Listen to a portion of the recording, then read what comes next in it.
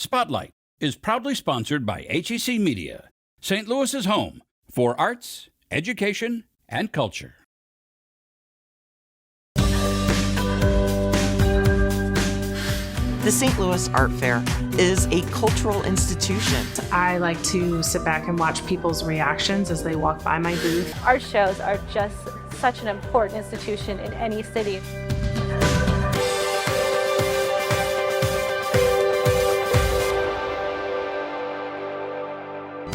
Today on Spotlight, a special show all about the St. Louis Art Fair. Meet two glass blowers. One creates complex pieces and the other found inspiration in Alaska. Plus, a ceramic artist tells us about the deeper meanings hidden in her work. And then how one artist uses wolf hair and another uses his police training to create beauty. But first, find out what it is about the art fair that's helped it last for 30 years. It's Sunday and you're watching the multiple Emmy Award-winning Spotlight.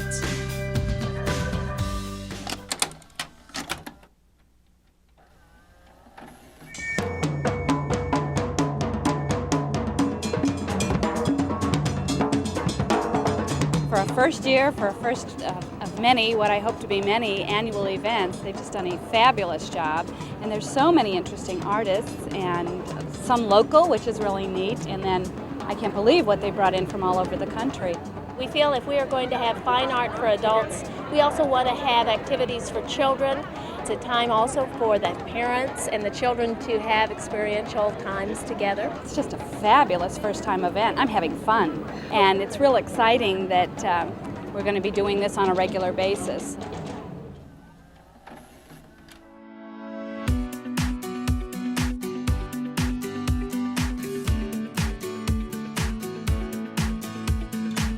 The St. Louis Art Fair is a cultural institution. This is its 30th year taking place on the streets of downtown Clayton, Missouri. It's a juried fine art fair, which means artists from all across the country and internationally apply to become a part of this fine art show. But it's really a celebration of community. The community comes out in force, not only to view and purchase the beautiful artwork that's on display, but also to see one another, to hear wonderful music, eat delicious food, and just have fun with their neighbors. It was 30 years ago that a group of arts-minded community insiders came together to form what would become the St. Louis Art Fair. They wanted to create this celebration of artistic experience here in the St. Louis region. And they wanted to attract artists from all across the country to our town so we could have this wonderful experience here on the streets of downtown Clayton, Missouri. One of the instrumental founders of the St. Louis Art Fair back in 1993 and 1994 was Susan Uchatel. Susan Uchatel was a driving force behind the St. Louis Art Fair's creation, and she is still a force of the organization today. So the St. Louis Art Fair has always been a place where the community comes together, not just for the celebration itself, but to learn more about the arts and to help lift each other up. We ourselves are a nonprofit, and we welcome other artistic nonprofits to our event in order to highlight them and make the community more aware of what we're all doing here in St. Louis to support the arts.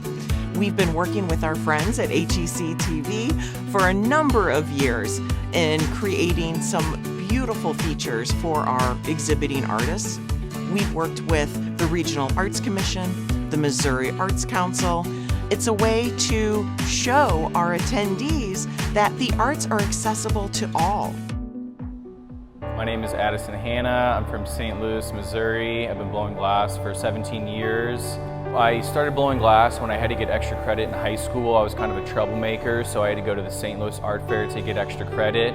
While I was attending the art fair when I was 15, I saw SIU Carbondale set up joined with Third Degree Glass Factory, and they were handing out flyers for classes.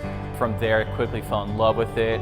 It's really amazing to kind of come full circle, where I first saw glass blowing when I was a child at the art fair, and then this year I actually applied to be in the St. Louis Art Fair and was accepted in. So it's a pretty big step for me to showcase my work, not only in the St. Louis community, but around my peers and my family. We have exhibiting artists who have been with us since the very beginning. You might remember some of their names, like Marion Steen, Sam Stang, Ginny Herzog.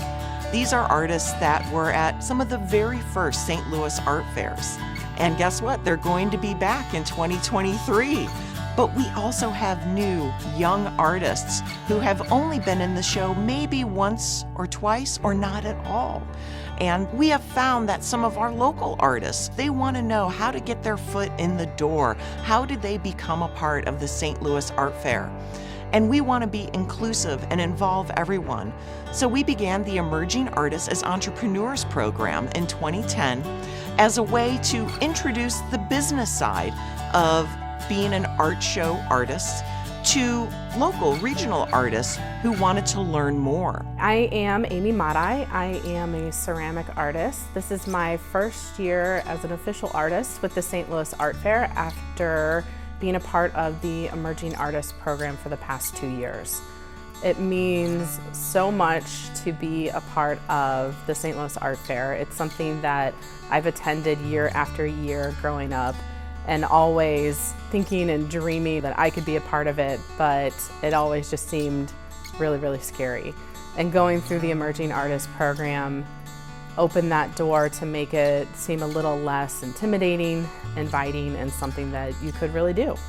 It was a wonderful experience, and the camaraderie between the different emerging artists and myself, that friendship will last a lifetime. We hope to see all of our wonderful art admirers return to the streets of downtown Clayton on September 8th, 9th, and 10th for this year's St. Louis Art Fair. And you can find more information at www.stlouisartfair.com. Scan the QR code on your screen to follow us on Facebook, Twitter, or Instagram.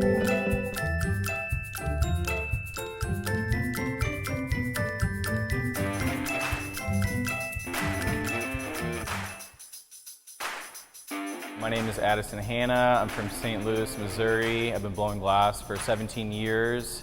I started blowing glass here at Third Degree Glass Factory when I saw it at the St. Louis Art Fair when I was 15 years old.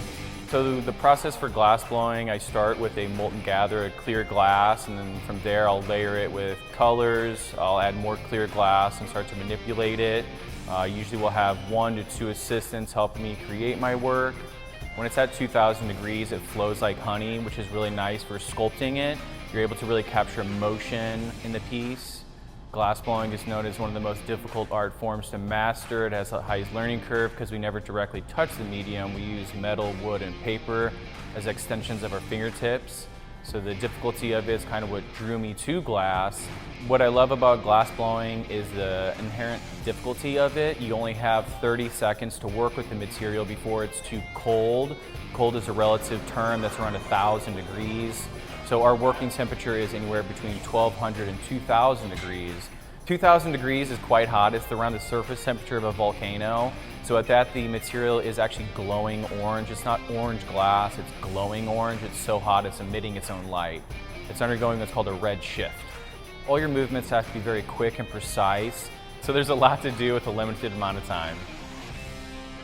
Most of my work is refined vessels and bowls based off like traditional Venetian techniques. A lot of my sculptural work though is inspired by nature. I spent a large portion of my time in southeastern Alaska where I surrounded myself in nature, working at a glass studio there. I was fortunate to learn from numerous glass sculptors like Raven Sky River, Kelly Odell, which helped inspire me to create animal sculptures and also the foundation for my sculptural approach. I usually will take animals that I enjoyed from my childhood and try to just kind of put life into them.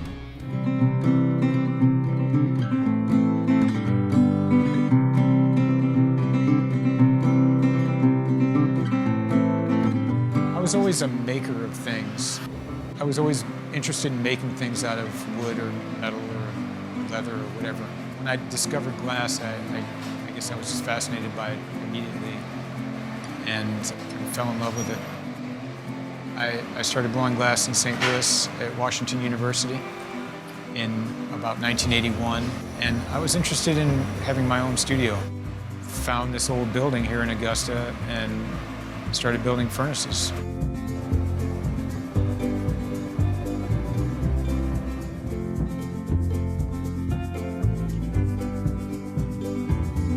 My work is known for clean forms and bright colors and bold patterns, often intricate patterns interspersed with bold patterns. Very fine detail often. The application of color and pattern probably come from things I've seen in nature. It can come from almost anywhere for me. I tend to use really vibrant, bright colors. I tend towards primary and secondary colors because it's what I really love, you know.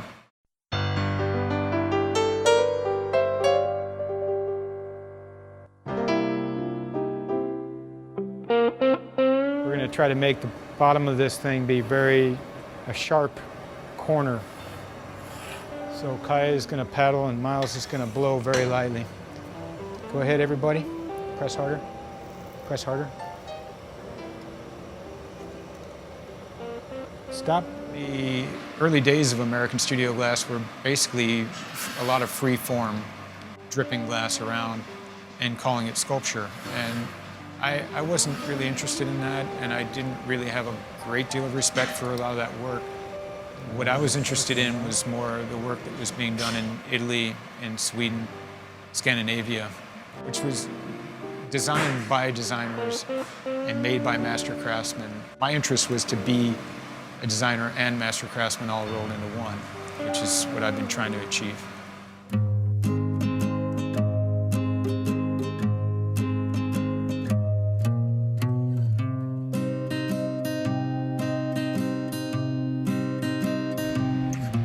Glass is a unique material because it has no form. So what I start with is a pot of molten glass, which is like honey. Well, in many ways, it's different from a woodworker or a metalworker who starts with a form and then has to remove material. And I have to enlarge it by blowing into it and shape it. But the material itself doesn't want to be symmetrical necessarily. It's trying to be asymmetrical. This technique, this is called reticello, and it's basically a net pattern. And when I do shows, and whenever I have customers come in and see this, most people can't believe that this could possibly be made by hand, this technique. And I have to say this was developed in probably the 1600s in Italy, again in white and clear. And it's one of the most complex patterns to make.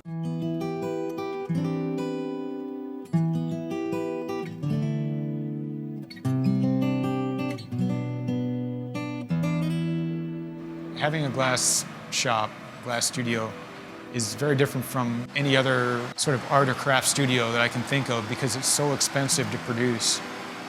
My gas bill alone is enormous and my materials are enormous, but the majority of the work that you see in there, I'd say almost all of it, are things that I wanted to make, that I'm interested in, and that I'm not too worried about having to sell them because that seems to take care of itself.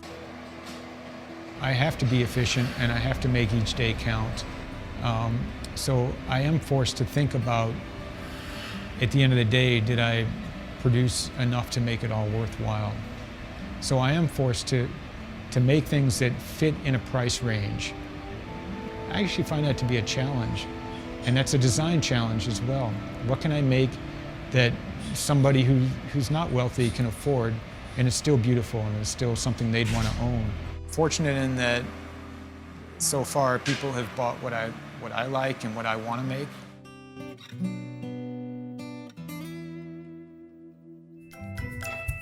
Stop by the Spotlight booth at the corner of Merrimack and Forsyth at the St. Louis Art Fair, September 8th, 9th, and 10th. Go to hecmedia.org for the arts and authors, Completely accidental because I never set out to write a book. science and history, culture and community, Considered to be the oldest organic farm west of the Mississippi. education, films, Finding the coin places the site firmly in the 13th century. What's happening now around St. Louis and more. See for yourself at hecmedia.org.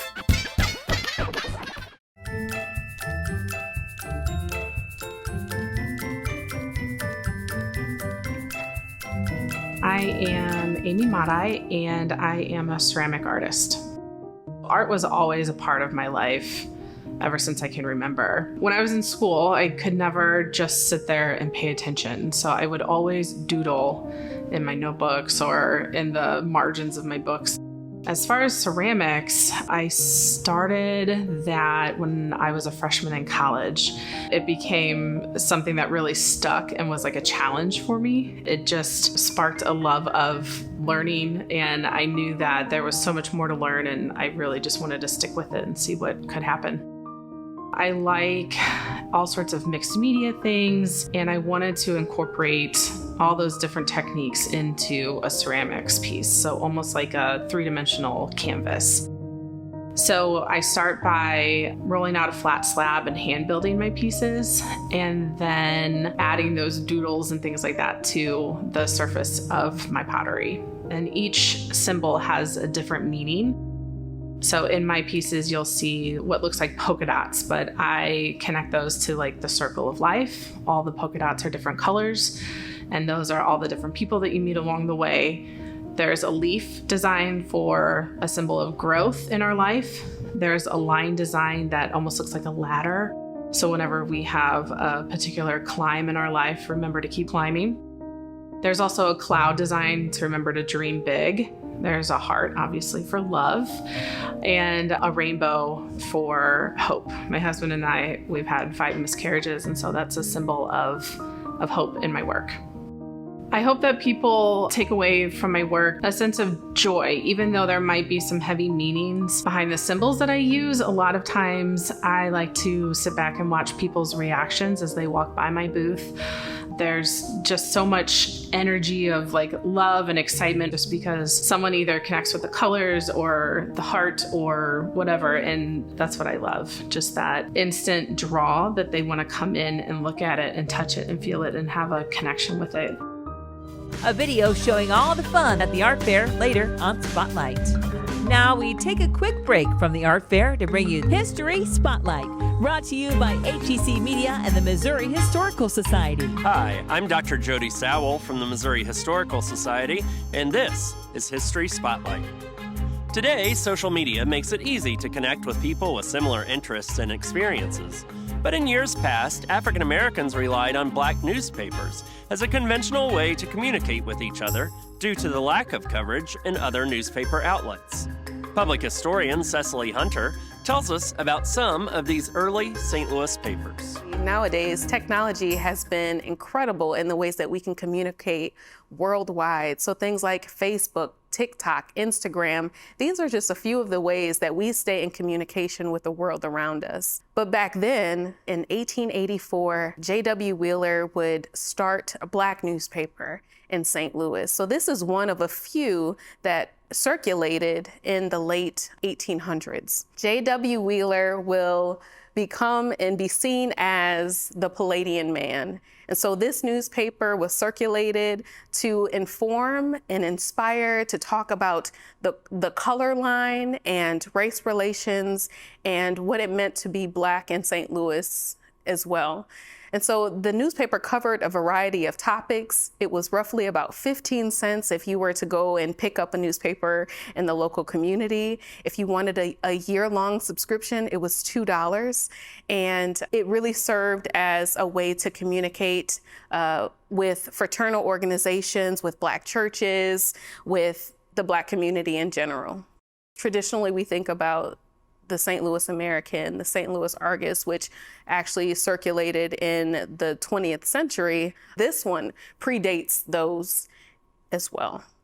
What's important about the Palladium is that it came before many of the newspapers that we would think of today in St. Louis. And so not very many people know about the Palladium and even J.W. Wheeler.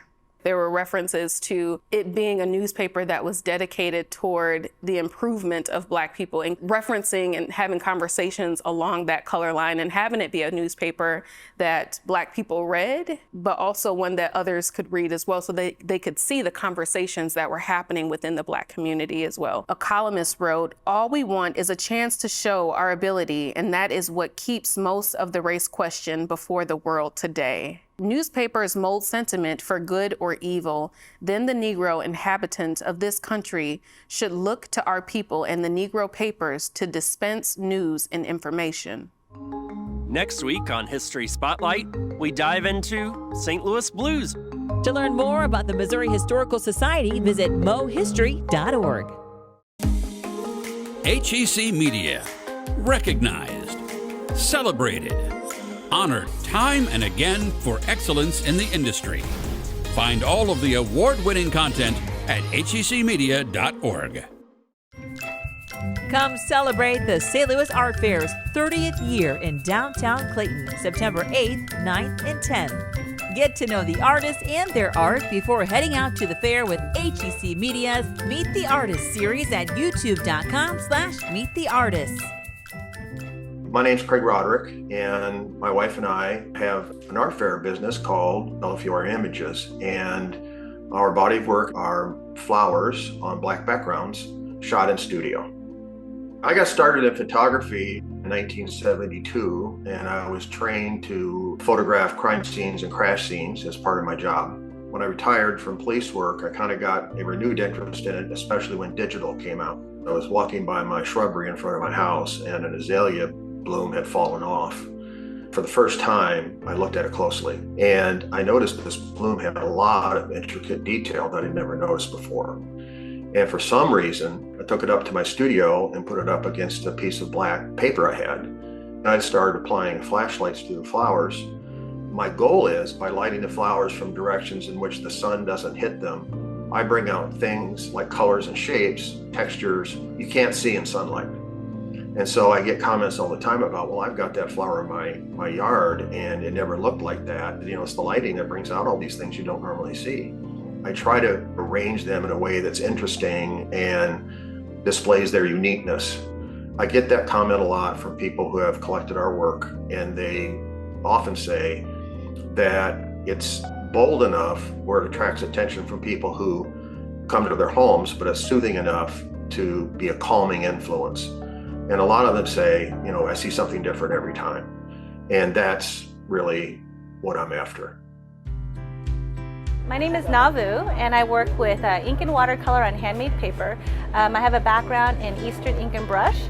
However, I studied a little bit of drafting architecture, so I do a lot of line work, and so I'm fascinated with lines and space and how they relate to the negative space. The paper making process is very messy. You need to let the fibers kind of separate in a slurry, so you put it in like a higher powered blender, and then it separates and grinds up all the large chunks. And then you lay it out on a large screen and press out the water, and that allows the paper to dry. And then I grind ink from an ink stick onto an ink stone, and that gives me the truest black. Instead of like India ink that has like a tint of purple or blue, my blacks are more of like a charcoal black. And so I use a brush that has rabbit hair in the core and wolf hair on the outside to give it a little bit of resilience and springiness. So I can do sharp, fine lines as well as textured lines with the same brush. So I usually use just mostly one brush for most of my paintings. I think art fairs are a true and integral cultural event in a community. I've noticed that in some cities that have had an art show for a long time, the patrons are very knowledgeable and very appreciative of art in general.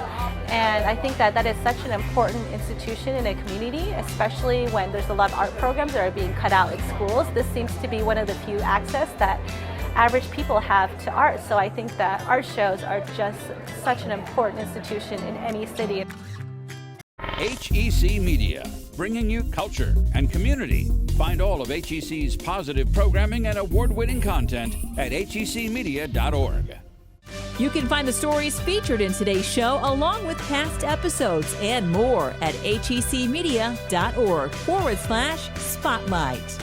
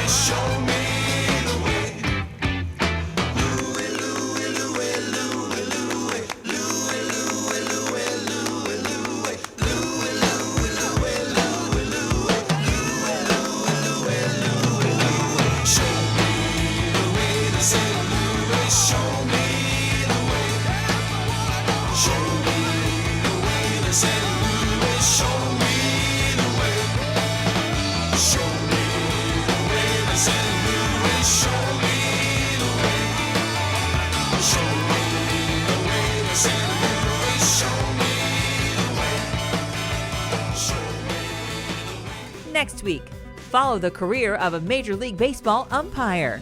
Plus, how the performers from the Union Avenue Opera pursued their passions. Thanks for watching Spotlight. Join us next Sunday at 9:30 a.m. on KPLR 11.